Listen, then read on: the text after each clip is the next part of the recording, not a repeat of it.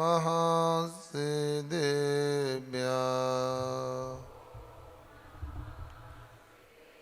ॐ नमः सिद्धेभ्यः। मोक्षमार्गस्य नेतारम् वेत्तारं कर्मभूभृताम् ध्यातारं विश्वतत्त्वानां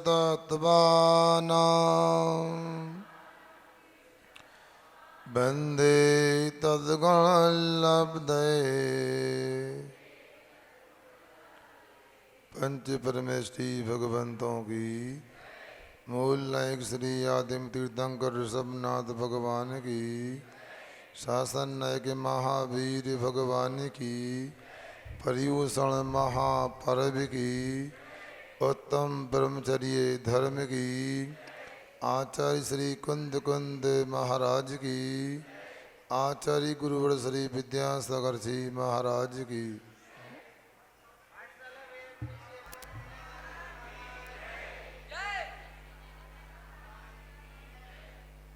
उपस्थित महानुभावों, आज उत्तम ब्रह्मचर्य का दिन है। ब्रह्मण ही चरिते इति ब्रह्मचर्यम। ब्रह्म आत्मा का पर्यायवाची शब्द है। जो ब्रह्म में रमण करता है, आत्मा में रमण करता है, वह ब्रह्मचर्य होता है।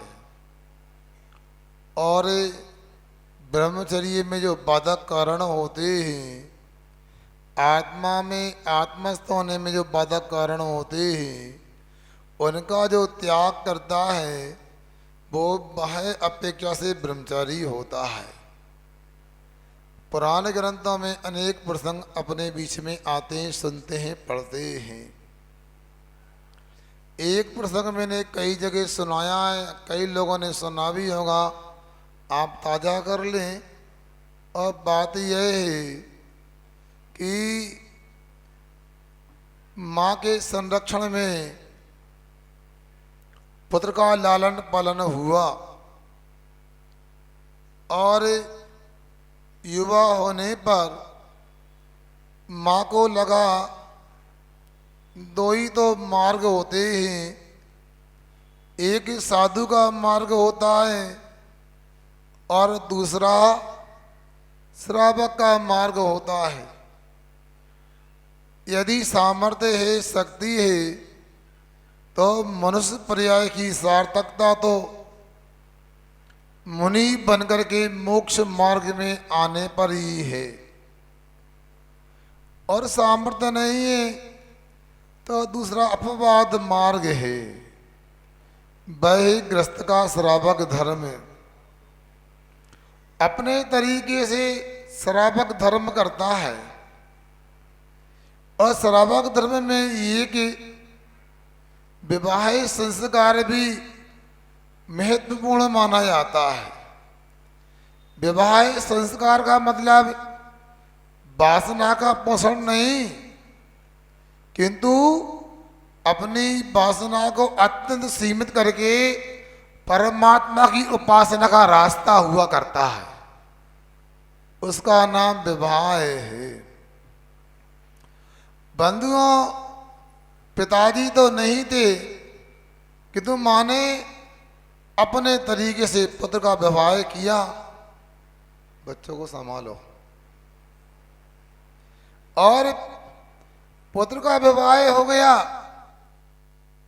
और जैसा माँ को अपने पूर्व जैसे संस्कार मिला था और वैसे ही संस्कार उसने अपने परिवार में बना करके रखे थे। सुन रहे हैं कि सो गए आप लोग? कभी कभी उपवास वगैरह में भी निद्रा आती है, ध्यान से सुनो। यदि अभी तक नहीं सुना है तो अंत भला तो सब भला ये मानकर आज पूरा सुन करके जाना। उठना नहीं। आज तो कोई अंतों की भी आकुलता में समझता हूँ किसी को नहीं है किसी की। हाथ ऊंचा करो, नहीं है मतलब किसी को अंतव नहीं करना है। अब देखो, अब विवाह हो गया और माँ का पुत्र और माँ के लिए पुत्र वधू भी मिल गई, और जो उचित था माँ ने, सासू ने अपनी बहू को भी बताना जारी रखा।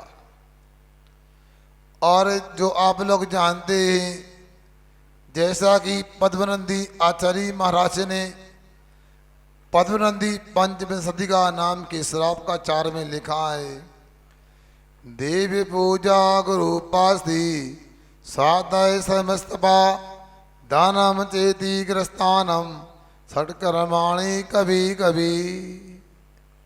क्या हो गया, कोई गलत बोला? बोलो ना, डरो नहीं। षटकर्माणि देने देने बोलना था, गलत बोल दिया है। अरे ये बताओ, एक आचार्य महाराज ने यदि षटकर्माणि देने देने बोला है तो हम बहुमत का भी ख्याल रखना पड़ेगा। इतने सारे लोग बैठे हैं जो कभी कभी स्वाध्याय सुनने और पूजन करने आते हैं, तो मैं एक की बात को स्वीकार करूं कि सब लोगों की बात को स्वीकार करूं? बताओ भाइयों। अच्छा किया आपने शुद्धि पत्र लगा दिया, और कभी कभी नहीं दिने दिने उस पद को याद करा दिया आप लोगों ने।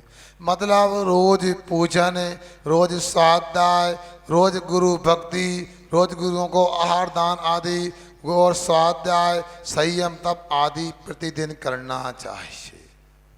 ये क्या प्रतिदिन करना चाहिए? तो उस माँ ने भी अपने परिवार में इस श्लोक को चरितार्थ करने का प्रयास किया, और माँ हमेशा कहती, देखो बहू, स्नान के बाद में चौके में नहीं जाओ, पहले जिनालय जाओ, अभिषेक देखो, पूजन करो, फिर आकर के घर के काम प्रारंभ करो। क्योंकि अपने को जब भी कोई अच्छा काम करते हैं तो मंगलाचरण होना चाहिए। तो प्रतिदिन का मंगलाचरण यही होता है, पहला काम पूजा, बाद में काम क्या? सूजा। अच्छा, हमको लगा पूजा सूजा तो नहीं लग रही है आप लोगों को। हमें बहुत अच्छा लगा, यहाँ आप लोगों ने 10 दिनों में खूब आराधना की, भरपूर आराधना की, मंदिर की वेदियों में भी उत्साह दिखता था और आप लोगों ने दिखाया। मगर ये हम चाहते हैं 10 दिन के लिए नहीं, ये अपना जीवन का अंग बनना चाहिए। जब तक घट में शरीर में प्राण है तब तक अपने द्वारा पूजन होती रहना चाहिए। और बंधुओं, कई प्रकार के लोग होते हैं, हम सुनते रहे कई लोगों से।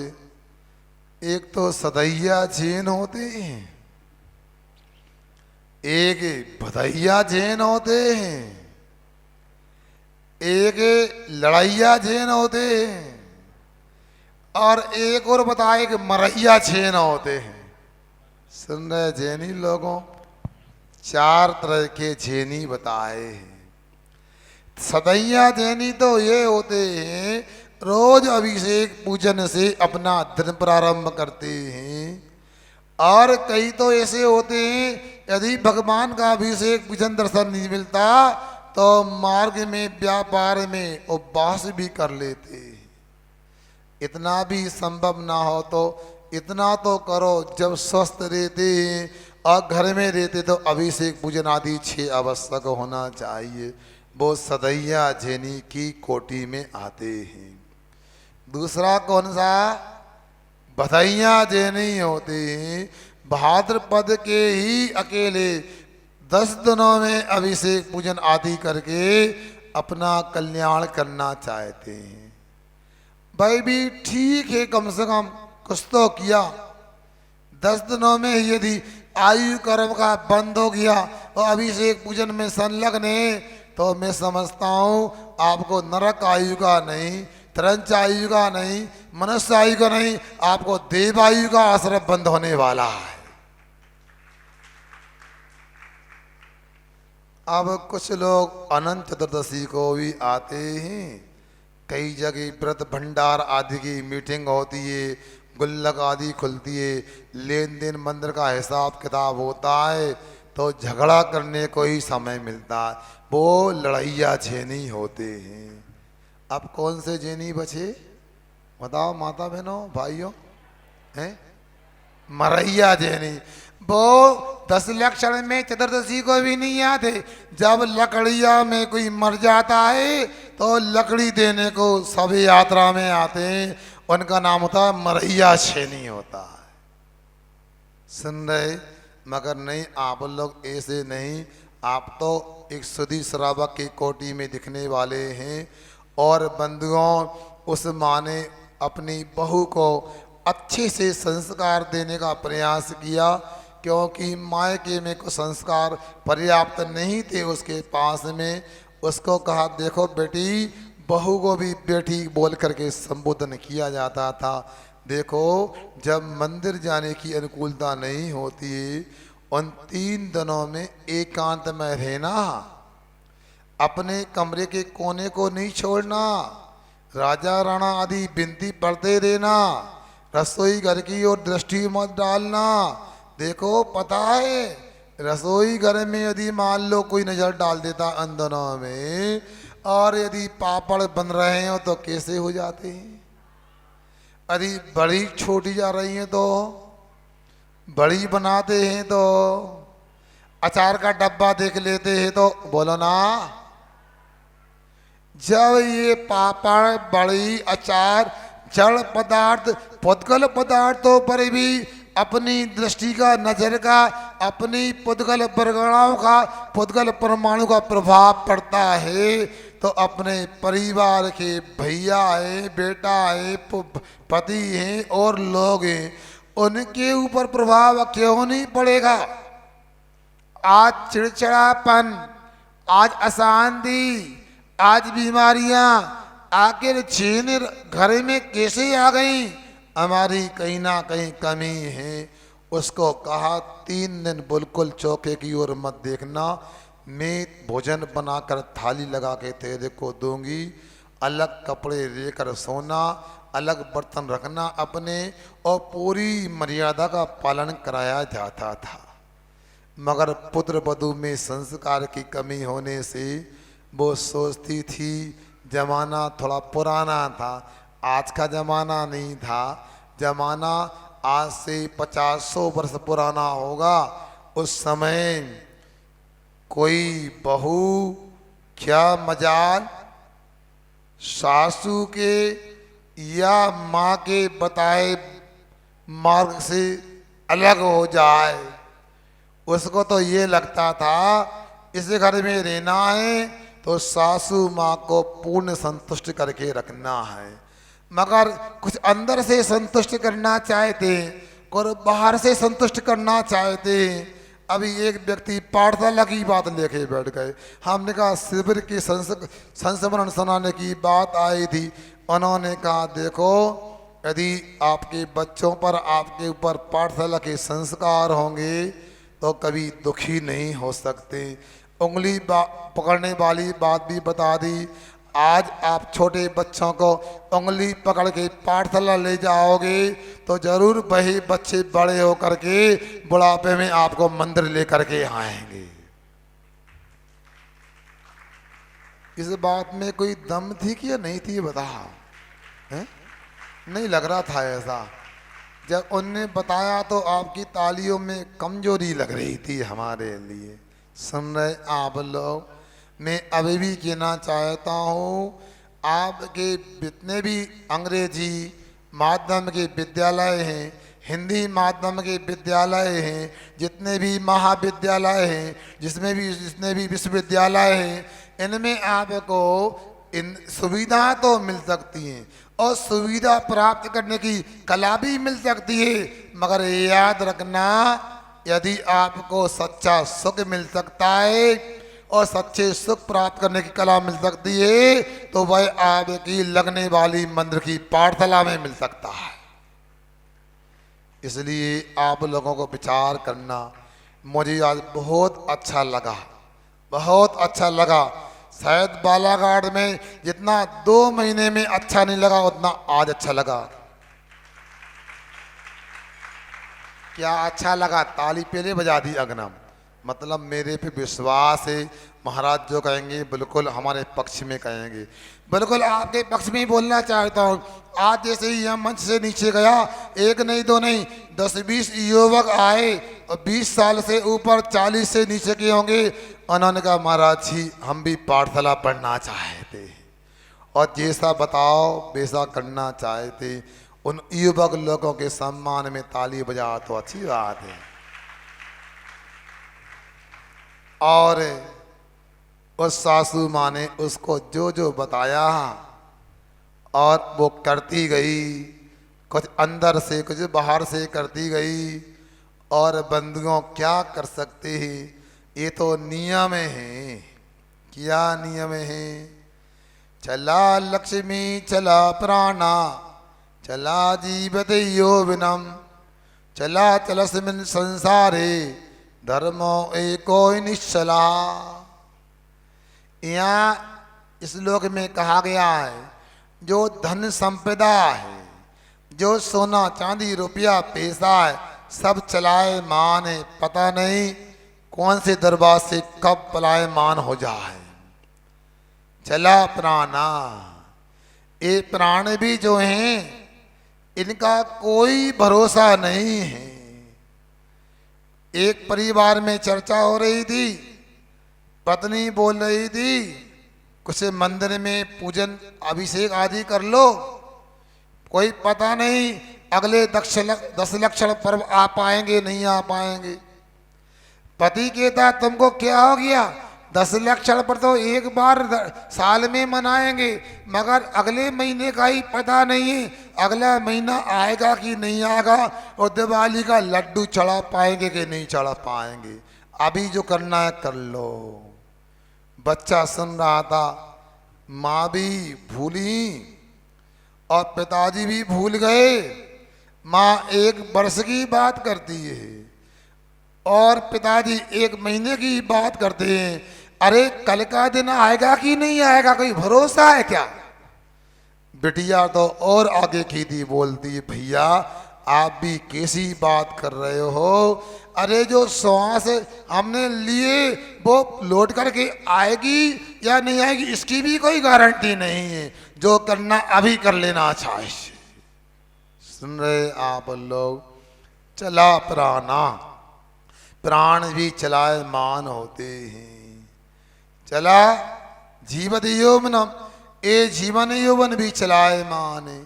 क्या कर सकते हैं, संसार का ऐसा ही हिसाब है, सब चलायमान है। यदि निश्चल है तो एक वीतराग धर्म ही निश्चल है, निश्चल है तो एक आत्मा का धर्म ही निश्चल है। इसलिए आप लोगों को सोचना है, किंतु क्या करें, जैसा संसार का हिसाब है एक दिन उस सासू माँ की सांस भी समाप्त हो गई।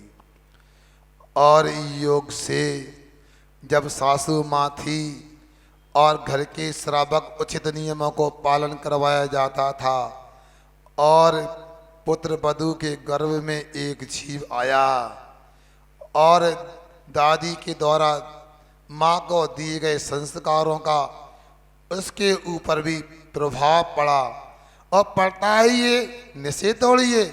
आपने अभिमन्यु आदि की बात सुनी होगी, चक्रव्यूह को प्रसंग को लेकर आप जानते हैं। मुझे भी एक प्रसंग याद आ रहा है। एक माँ को एक खोटा विकल्प था। क्या विकल्प था? मैं अंधी क्यों हूँ? सुन रही माता बहनों, माँ को विकल्प था मैं अंधी क्यों हूँ। और माँ योग से किसी साधु संत के पास पहुंच जाती है। साधु संत से कहती है महाराज मुझे कुछ नहीं चाहिए, मुझे आंखें मिल जाएं, मेरा अंधापन दूर हो जाए, साधु ने कहा सुनो, तुम अंधी ही ठीक हो।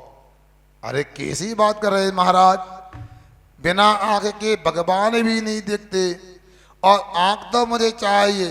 अरे भगवान देखो तो आंखें ठीक है, मगर आज के लोग भगवान कहाँ देखते हैं, क्या देखते हैं। और नहीं मानी, और साधु संत ने उसको ऐसा वरदान दिया, दोनों आंखें खुल गईं, अच्छे से दिखने लगा।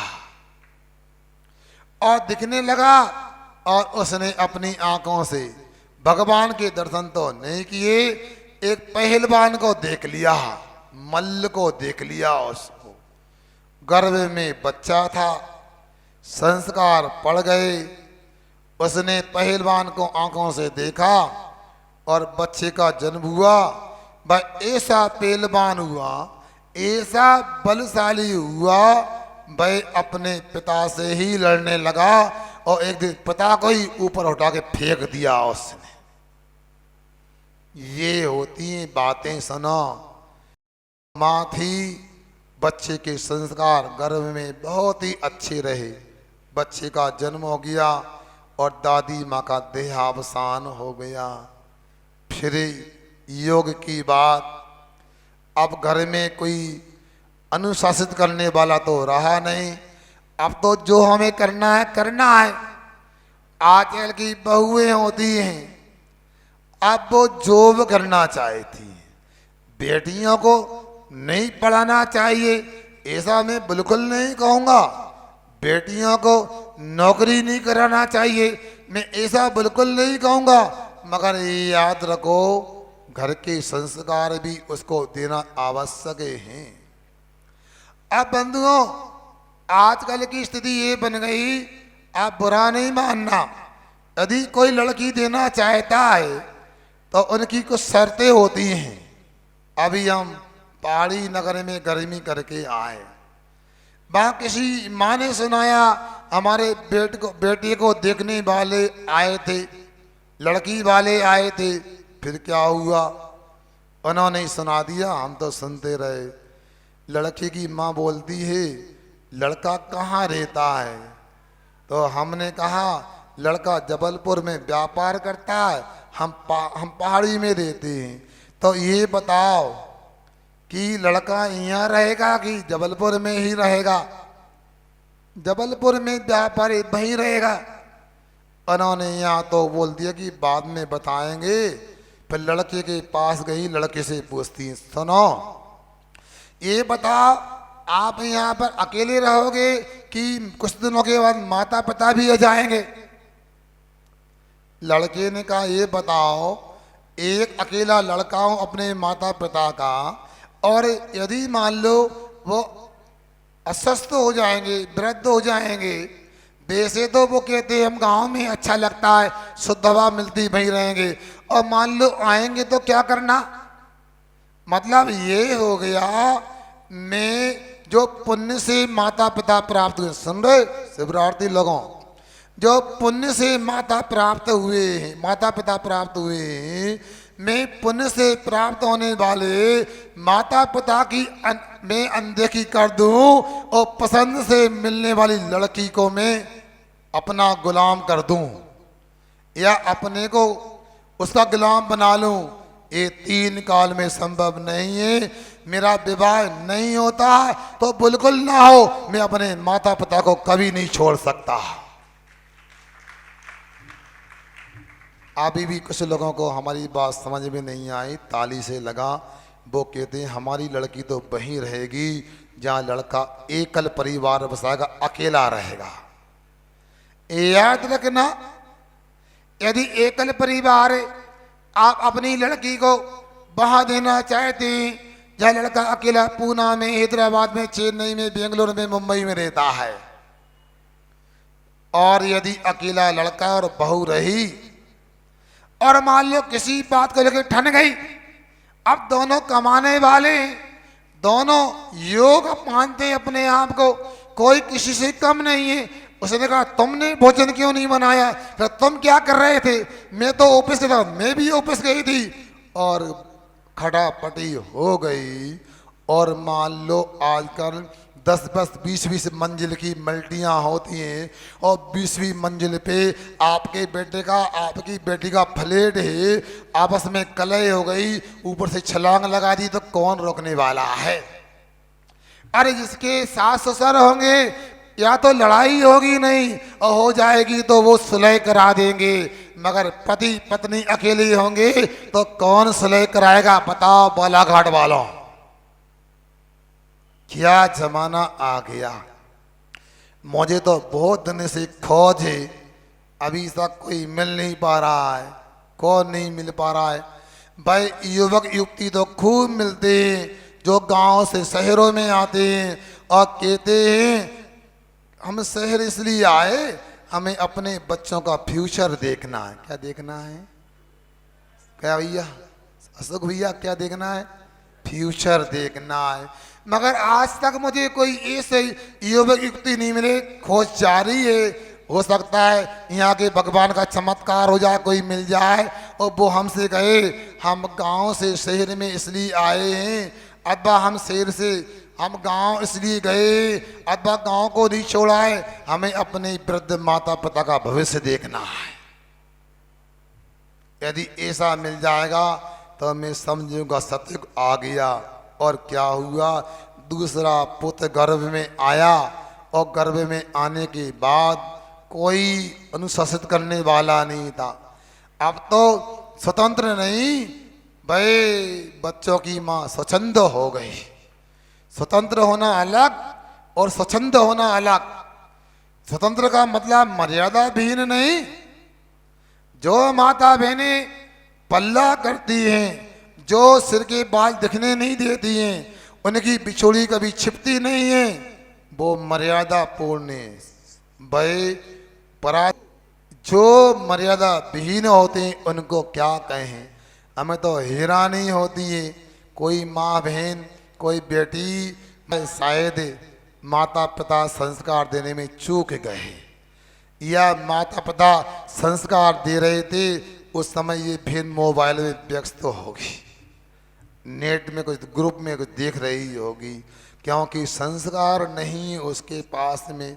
हमने तो ये भी देखा है शादी होने के बाद में या उम्र में युवती होने के बाद नहीं होना चाहिए, ऐसा समझती थी। सोच लो, मैं पुनः आज कहूँगा, आप लोगों की बुराई नहीं कर रहा हूँ, उन मुसलमान बहनों के बारे में कहूँगा जो सलवार सूट तो पहनती हैं मगर उनके भाई हिंसा की अपेक्षा से कुछ भी हो, मगर सील की अपेक्षा से सबसे अच्छे समझ में आते हैं हमारे लिए।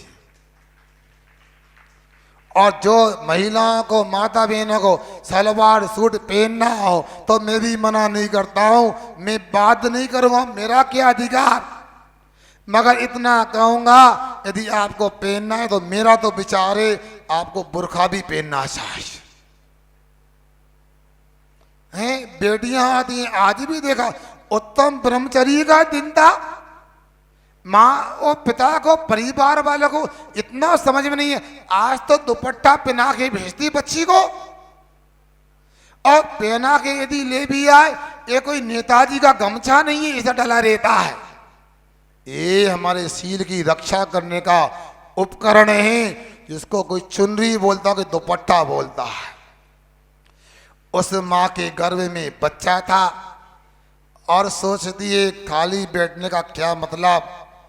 अब वो तो बूढ़ी सास थी चल बसी, अब जो होता अच्छा होता है, अब तो स्वतंत्रता है, कुछ काम कर लेना चाहिए। आज घड़ी मत देखना, आखिरी दिन है, आप लोग अभी तक नहीं मिले, कल पता नहीं मिलो नहीं मिलो, इसलिए यहाँ दरवाजे पे खड़े हो जाना। सुदीप कोई जाए नहीं, आज तो पूरा सुन के जाना पड़ेगा इनको।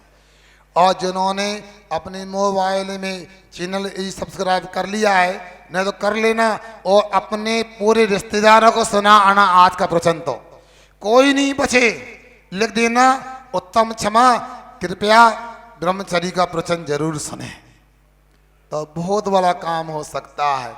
अब उस माँ ने सोचा ये पुराने जमाने की बात है, अनपढ़ लोगों की बात है कि महिलाओं को घर में रहना चाहिए, पुरुषों को खेत पे दुकान पे रहना चाहिए। मैंने भी जबलपुर में चातुर्मास में, वो बहन बता रही थी ना, दयोदय में चतुर्मास हुआ। एक भैया ने मुझे पुस्तक लाके दी, सूक्ति कोश था उसका नाम। उसमें लिखा था, कोई पहुंचे हुए लेखक ने लिखा था कि महिलाएं घर के लिए होती हैं, पुरुष बाहर के लिए होते हैं, महिलाएं भोजनशाला के लिए होती हैं और पुरुष खेत के व्यापार के लिए होते हैं। और अंत में लिखा, महिलाएं सुई के लिए होती हैं और पुरुष तलवार के लिए होते हैं। मैं समझता हूं बहुत सारे लोगों को ये बात गले नहीं उतरेगी। जो मैंने पढ़ा तो मैंने ये आपको सुना दिया। फिर क्या हुआ? फिर ये हुआ, सुनो, उसने देखा क्या काम है, पूरे कमरों में देखा, कोई काम ना निकला। बाहर के कमरे में आई तो जहाँ चप्पल जूते का स्टैंड होता है कि नहीं होता, अब वहाँ पर एक चप्पल को देखा, वो बद्दी टूट गई थी उस चप्पल की। जब उसको देखा तो उसको लगा इसको ठीक करा के ले आते हैं। और एक मोची की दुकान पर, मोची जानते हैं ना, चर्मकार की दुकान पे पहुंच गई। वो कटौती से वह चमड़ा निकाल के कूट रहा था जोर जोर से। और उसने उसको देखा और पूछा, भैया ये चमड़ा कहाँ से लाते हो, किसका चमड़ा है? तो उसने कहा, ये बकरे का चमड़ा है, इसको पतला करके जूती बनाई जाती है। इतना उसने वहां पर देखा, चर्चा की और चप्पल ठीक करा के ले आई। इसके बाद क्या हुआ? 9 महीने पूरे हुए, दूसरे पुत्र का जन्म हो गया। अब सुनिएगा, फिर अब तो रोज का काम था बाजार जाने का और रोज कुछ न कुछ करने की इच्छा होती थी। अब एक दिन उसने देखा रसोई घर में छौंक लगाने के लिए तेल खत्म हो गया और तेल लेने गई तो तेल कहाँ मिलता है? सुनो तो, घानी में कोलू पे मिलता है। वहां तेल लेने गई, वो तेली ऊपर से सरसों आदि डालता और नीचे एक तरफ से तेल निकलता, एक ओर से खली निकलती। और देख करके और आ गई बहन। तीसरा पुत्र गर्भ में था और आ गई। कुछ दिनों के बाद में उसका भी जन्म हो गया। सुन रहे हैं आप लोग? अब इसके बाद उसको तो लगा कि अब तो मैं सबसे ज़्यादा आधुनिक हूँ, होशियार हूँ। याद रखना, अपने मुंह मियाँ मिट्टू बनने से कोई मतलब नहीं होता है। आप लोगों को ऐसे काम करना चाहिए जो शास्त्र से मेल खाते हों, जो हमारे गुरुओं के उपदेश का अनुकरण करते हों। अन्यथा क्या होगा? आजकल खूब प्रवचन होते हैं, खूब समझाया जाता है, मगर क्या बताएं, किसी ने कहा है रागियों को हमेशा रोते हुए देखा है, वासना की आग में जलते हुए देखा है। अरे मैं कैसे समझाऊं मेरे वीर महावीरों ने, जिन्होंने वासना में सुख मान रखा है, वासना में सुख मान रखा है। अब आपको इन्हीं में सुख लगता है तो आप जानो आखिर वो कैसे ग्रस्त होंगे, कैसा जीवन होगा। सुदर्शन सेठ, जय कुमार, विजया रानी घर में रह कर के भी वह शील का पालन किया करते थे, वह ब्रह्मचर्य का पालन किया करते थे। क्यों नहीं करते? उन्हें पता हो गया कि शरीर क्या है और आत्मा क्या है। सुन रहे आप लोग? जिस शरीर को नहलाती हो, खिलाती हो, पिलाते हो, शरीर कैसा है सोचो। हमारे शिवरार्थी लोगों ने 10 दिन यहाँ पर रहे, कोई साबन आदि का मेरे ख्याल से उपयोग नहीं किया होगा, दाढ़ी नहीं बढ़ाई तो दिख ही रही है। 2 जोड़ी कपड़ों में उन्होंने अपनी साधना की, कोई कम बात नहीं, बहुत बड़ी बात है। उन्हें ये भी पता लग गया जैन धर्म का कितना बड़ा महत्व है। कल एक भैया सुना रहे थे कि पिछली बार हम शिविर में रहे और हमें हार्ट की समस्या थी।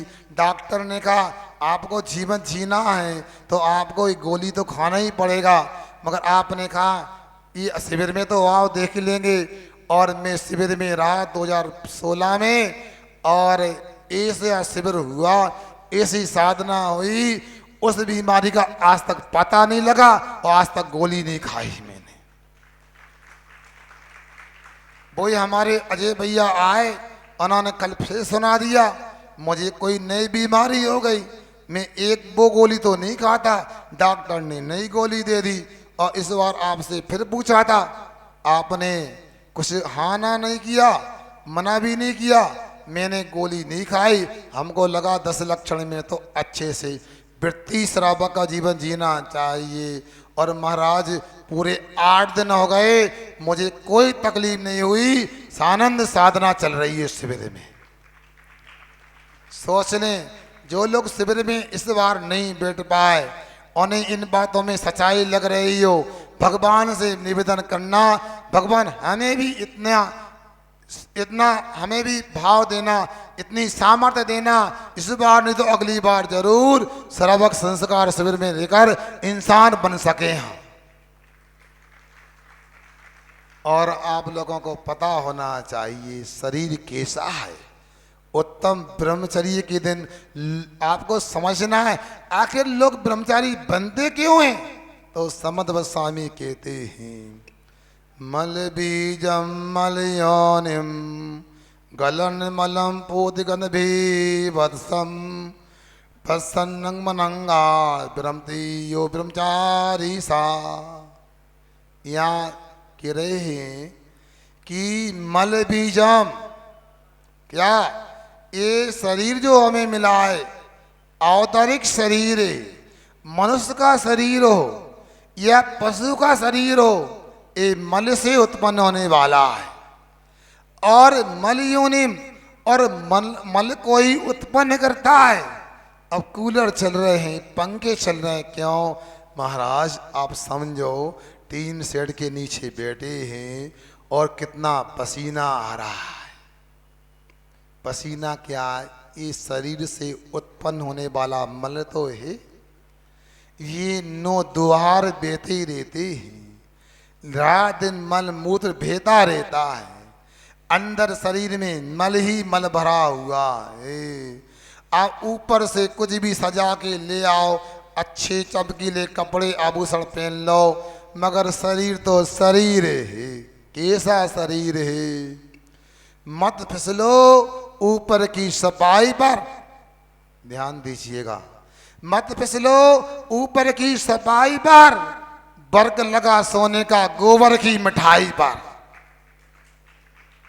गोबर ही तो है शरीर में, और शरीर भी गोबर की तरह है, थोड़ी चमड़ी चमकाली क्रीम पाउडर से और कपड़े आभूषण पहन लिए, आहा पवित्र दिख रहा है, सुंदर क्या है बताओ।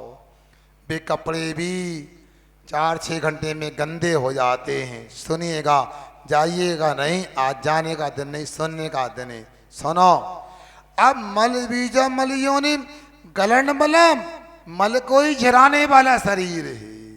भीभत्सम दुर्गंधयुक्त है, ब्लेड से थोड़ी सी एक चमड़ी को गाल से अलग कर दो, सुंदरता का पता लग जाएगा। ऐसे सब शरीर की दशा को जो समझ लेता है, वो काम विकार से दूर होकर के जो आत्मा के निकट जाता है, जो शरीर और विषय वासना का त्याग करता है और पूर्ण ब्रह्मचर्य को धारण कर लेता है, वह यहाँ पर ब्रह्मचर्य प्रतिमा वाला कहलाता है। ऐसा ब्रह्मचर्य होता है, अपने को सोचना समझना चाहिए। जो लोग नहीं समझते, अरे बाहर से भी ब्रह्मचर्य का पालन करने वाला जो है, भाई ये समझ लो प्रतिदिन 9 लाख करोड़ सम्मूर्छन पंचेंद्रिय जीवों को अभय दान करने वाला है। और जो अब्रह्म सेवन करता है, जो कुशील सेवन करता है, बोल एक बार विषय सेवन करने में सम्मूर्छन संगी पंचेंद्रिय मनुष्य भाई 9 लाख करोड़ जीवों का घात करने वाला है। सोचो ब्रह्मचर्य की कितनी बड़ी महिमा है। अनंगसरा ने ब्रह्मचर्य का पालन किया, 1 दिन 2 दिन नहीं, 3000 वर्ष तक पालन किया। जब विशल्या की पर्याय प्राप्त हुई, उसके स्नान के जल से दुनिया भर के रोग ठीक हो जाते थे। उसके स्नान का जल अपने को हमने लगाया और दुनिया भर के रोग ठीक हो जाते थे। ये तो चतुर्थ काल की बात है बंधुओं। पंचम काल की बात बताऊं, हमने अपने आचार्य महाराज से सुना कि आचार्य ज्ञान सागर जी महाराज की क्या साधना थी, क्या वीतरागता थी, क्या ब्रह्मचर्य होगा उनका। एक कोई चमड़ेकार को, कोई किसी को चर्म रोग हो गया था और वो पीछे पीछे आए और आचार्य ज्ञान सागर जी महाराज जब पैर धोते और पैर धोने के बाद पूरे जल को वो शरीर में ऐसे लगाता था और लगाते ही 2-4 दिन लगाया, उसका चर्म रोग ठीक हो गया। ये ब्रह्मचर्य की महिमा होती है। भाई तीसरा पुत्र जब हुआ, इसके बाद में चौथा पुत्र गर्भ में आया तो उसको लगा फिर कोई काम करके लाऊं। एक दिन पति सब्जी लाता था, मगर एक दिन कहती नहीं ले आती हूँ, वो कब लाएंगे पता नहीं। और अपनी क्या बोलते हैं, बांस की डलिया का होते बा, प्लास्टिक की हैं क्या, अब आप कैसे बता पाओ, आप तो पॉलीथीन में लाने वाले हो, कैरी बैग में सब्जी बना ली, छिलका भर के प्लास्टिक को फेंक दिया। अब गैया खाए चाहे कोई खाए, मर जाए या जीवित रहे, हम तो अहिंसा धर्म की जय बोलने वाले हैं। बस अहिंसा से कितना लेना देना है देख लो। मैं देखता हूँ, रोज ही देखता हूँ, ऐसा लगता है कोई की जिम्मेदारी नहीं है। नंदू को लगाया, वही पंखा बंद करेगा, वही लाइट बंद करेगा। हमारा काम चालू करने का है, हमें थोड़ी बिल भरना है, समाज जाने कमेटी जाने।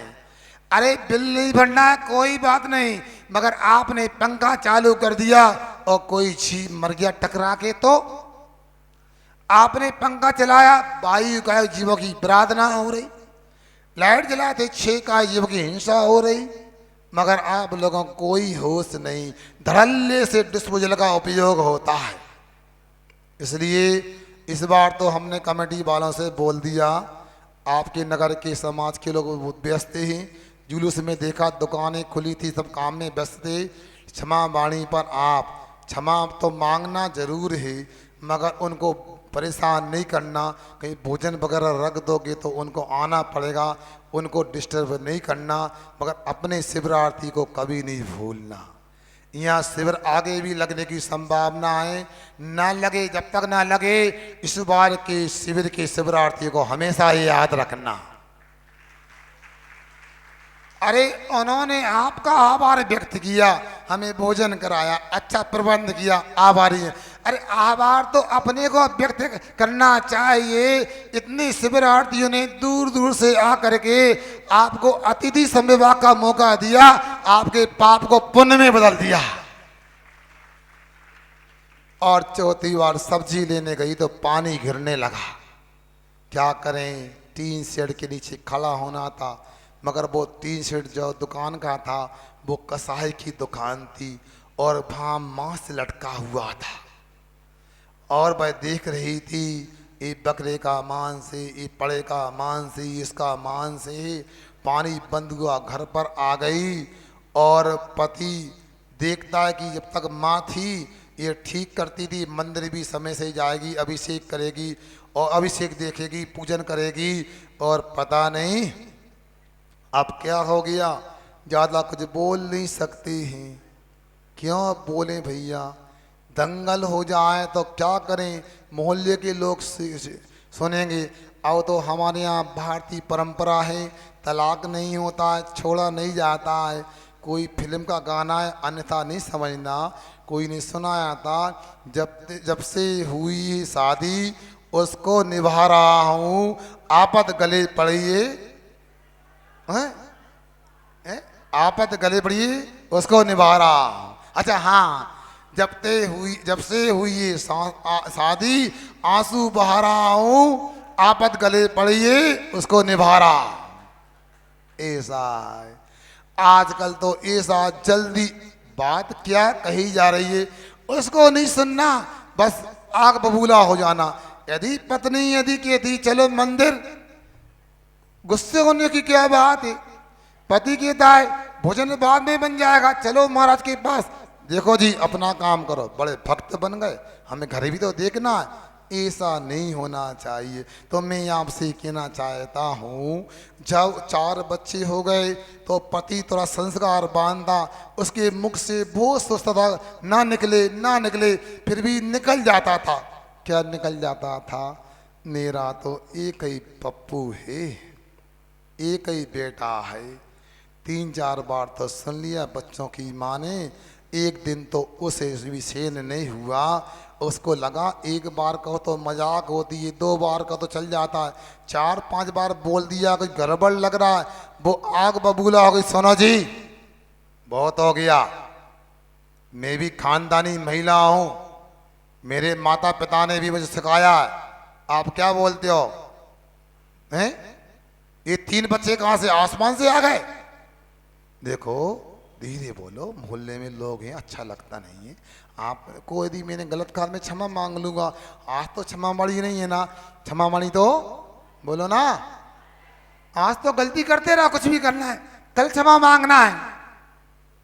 ऐसी क्षमा कैसी, मगर उसका क्षमा मांग लूंगा। सुनो तो, यदि आपको लगता है ये 4 बच्चे हमारे हैं, मेरे हैं, तो ऐसा करो थोड़ी सी परीक्षा कर लेते, उसमें क्या बात है।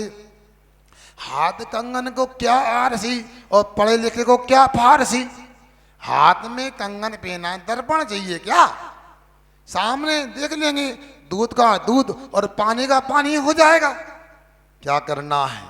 सुनो एक काम करना, सब बच्चे अब स्कूल जाने लगे, छोटा बच्चा भी स्कूल जाता है, अलग अलग समय से आते हैं।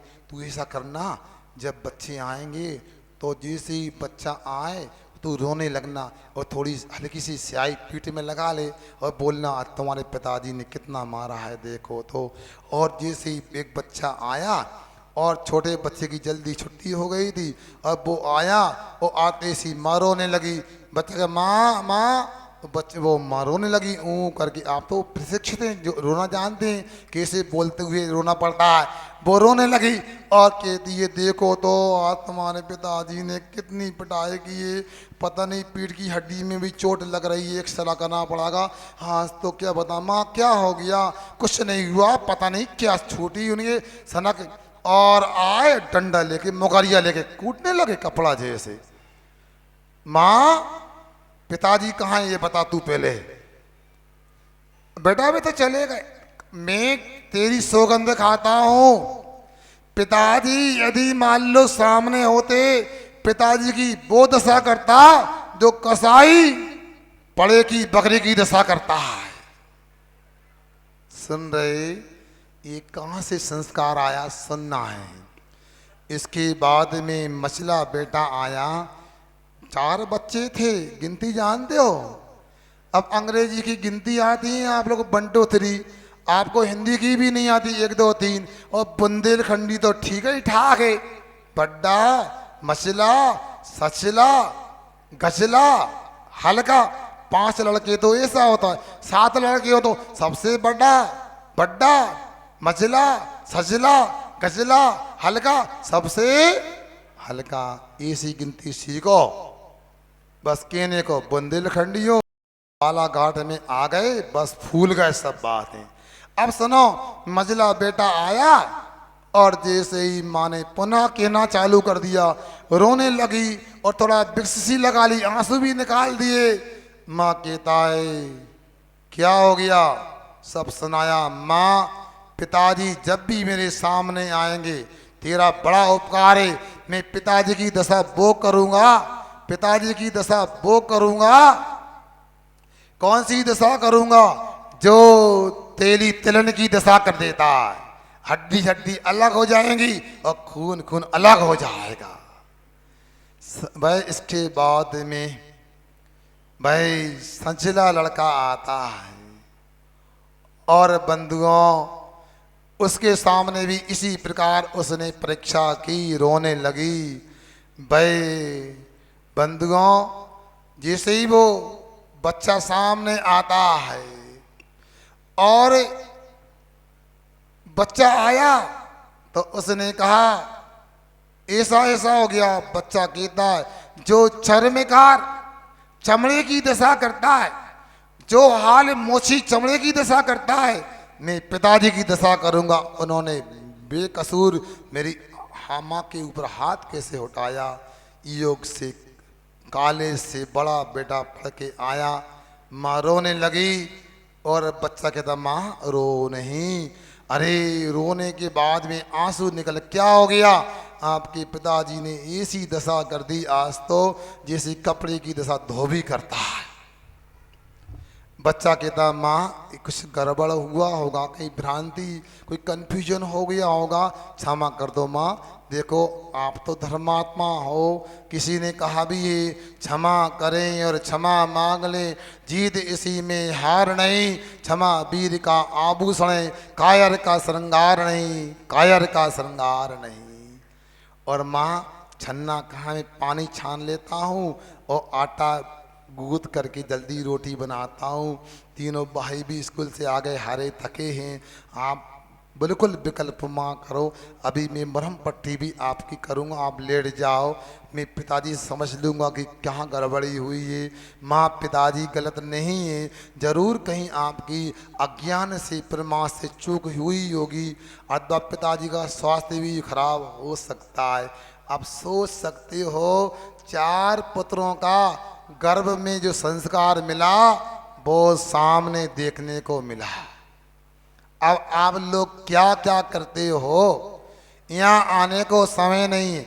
जितने लोग यहाँ बैठे हैं, यहाँ साधु संतों के चातुर्मास में 1 घंटे का स्वाध्याय करने का यदि समय नहीं है तो अपने मन से पूछो हम मोबाइल में कितना समय देते हैं।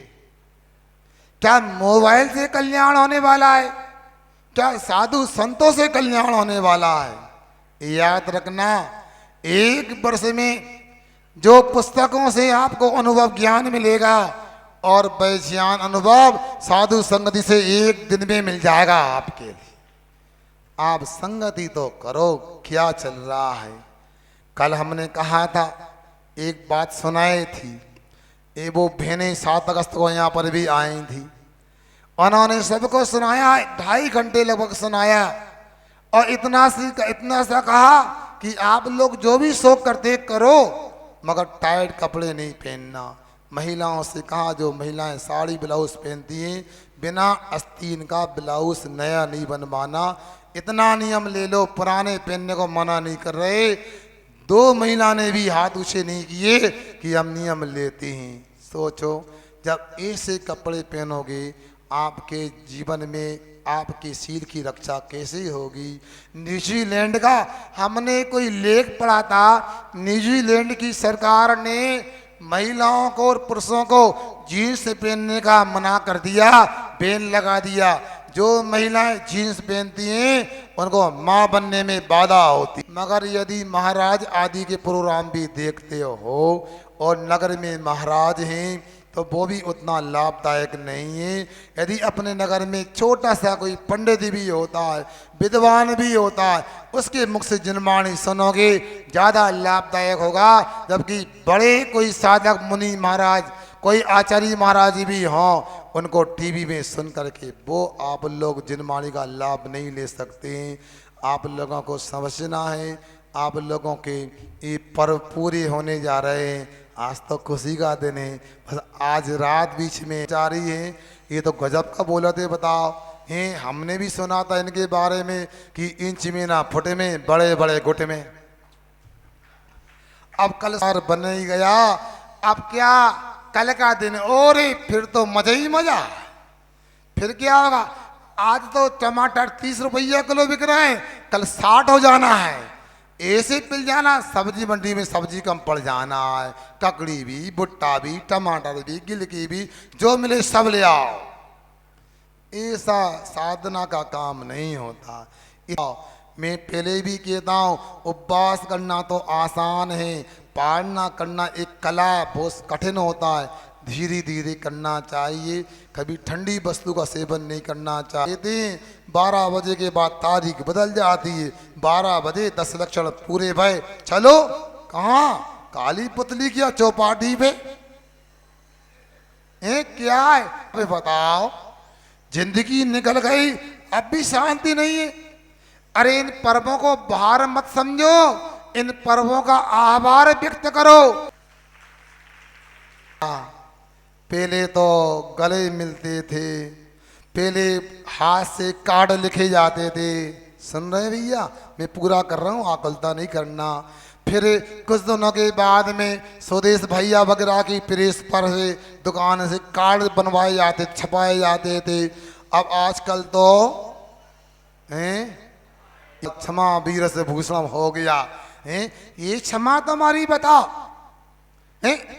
10 टाइट कपड़े पहनने का त्याग कर सकते हैं।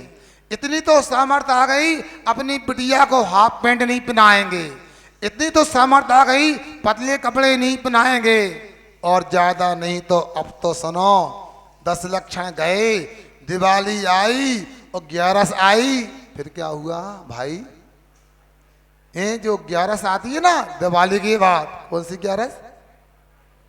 उसको कोई छोटी दिवाली कहते हैं और कुछ कहते हैं उसको देवउठनी 11, और कुछ नहीं तो शादी प्रारंभ हो जाती है। फिर क्या होगा? फिर तो देखो हमारी माता बिना बहने और भाइयों के हाल। यहाँ यदि चंदा करें तो कहो 500 रुपया न मिले। ये पंकज भैया ने तो समझ लिया सस्ते लोग हैं। बताओ, ये 11-11 लाख में टंकियां देते थे तो तब भी सस्ती थी। 3 लोग के नाथ विराजमान हो, उनका सिंहासन 1100 रुपया मिल गया, तुम जरूर सौभाग्यशाली हो। और पंकज चूक गया आज तो। अब सुनो, मैं कह रहा हूं यहाँ 1100 देने में भी 21 में सोचना पड़ता है। और शादियां होती हैं 15-15 लाख रुपए का महिला संगीत का मंच बनता है, और उस मंच के ऊपर लोग डांस करते हैं, पतले टाइट कपड़े पहनते हैं। और पहले जमाने भी महिला संगीत होता था, दूल्हा बैठता था कमरे के अंदर, माँ बहन बुआ वगैरह गाती थी, नाचती थी। आज तो दुनिया भर के लोग तमाशा देखने आते हैं, शादी में आए नहीं है, महिला संगीत में आते हैं और पूरी अश्लीलता दिखाते हैं। और इतना ही नहीं, 8-8 दिन पहले सिखाने को आता है। कौन आता है? वो मांसाहारी व्यक्ति, कोई गंदा व्यक्ति सिखाने आता है। वो आपकी लड़की थरकती है उसके सामने, ना शरीर पर कोई दुपट्टा, कोई मर्यादा कपड़े नहीं। एक ऐसे गंदे व्यक्ति के सामने अपनी बिटिया को नचा रहे हो। इतना ही नहीं, जब बारात लगती है वो चौराहे पर नाचते हैं माँ बहने। और उस जमाने में तो एक आध कोई कैमरा होता था, आज तो हर व्यक्ति के हाथ में मोबाइल में कैमरा होता है। आपकी बिटिया, आपकी बहू, आपकी बेटी नाचती है और उसकी थरकने की स्थिति और उसके अनेक प्रकार के हाव भाव उनको कैमरे में लोग मोबाइल में बंद कर लेते हैं। अब कहो हम ब्रह्मचर्य के बारे में सुनाओ, क्या सुनाएं आपको? अरे मैं नहीं कहता हूं आप पूरा ब्रह्मचर्य धारण कर लो, अरे मैं नहीं कहता हूं आप संयम ले लो। मैं तो इतना ही कहना चाहता हूं अपनी मर्यादा को बना के रखो। आप लोग आप लोगों को सोचना चाहिए। पहले बचपन में सुना था जैन समाज में नगर नारियां नाचने वाली महिलाएं बेश्याएं नहीं आती हैं, और आती तो लोग शादी का बहिष्कार करते थे।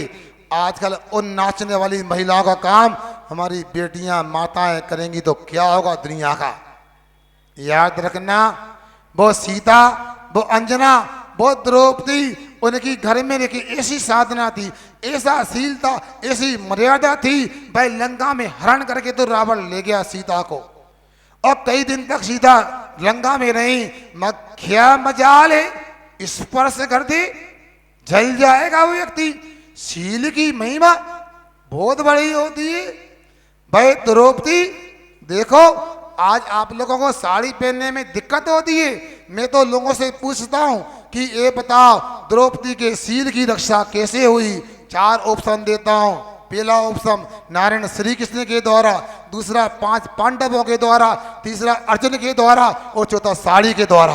जल्दी उत्तर दो, समय हो रहा है।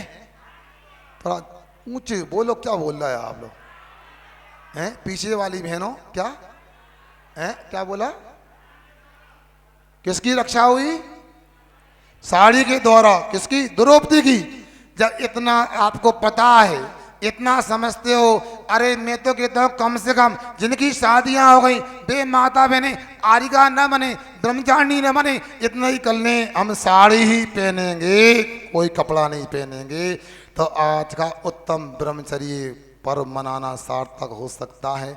आप लोगों ने बहुत बड़े साहस से हमको सुना है और हमको लग रहा है कई लोगों को हमारी बात बुरी लग गई होगी, कड़वी लगी होगी। हम भी आज क्षमा क्यों मांगे? क्षमा तो कल मांगना है ना, हम कल देखेंगे, याद रहेगा। तो आज क्यों मांगे? आज तो इतनी सी बात है, आप लोगों से कहना चाहते हैं। हाँ, इसलिए आप लोगों से इतना कहना चाहते। क्या लिखा है श्री जी को? अच्छा ऐसा है, तो हाँ मैं पूरा करता हूँ। मुझे क्या मालूम, तो पहले बताना चाहिए आप लोगों। क्या समय लिया? भगवान से प्रार्थना करता हूँ इनको यदि विराजमान करने में विलंब हो गया, क्षमा कर देना। मैं आपकी बात इनसे बोलना चाहता हूँ। नहीं नहीं कोई बात नहीं, समय बहुत है, कोई बात नहीं, कर सकते। इसलिए मैं इतना ही कहना चाहता हूँ, 4-4 महीने में पर्व इसलिए आते हैं, अपनी कसाय बेमिनस्ता यदि मान लो हो गई है, पर्व में आराधना करके वह हमारी कसाय शांत हो जाती है और हम क्षमा करने के भाव बना लेते हैं। जरूर आप लोग अपने जो विरोधी हैं, अपने से कोई गलती हो गई है या उनने गलती कर दी है, आप उनको क्षमा करना, उनसे क्षमा मांगना। ये पावन पर्व अपने लिए बहुत ही सार्थक वरदान सिद्ध होने वाला है।